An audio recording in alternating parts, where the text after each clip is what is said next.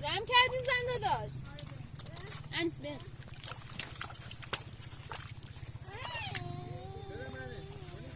بریم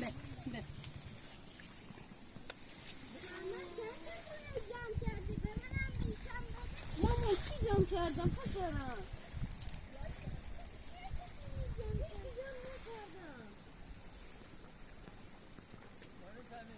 بله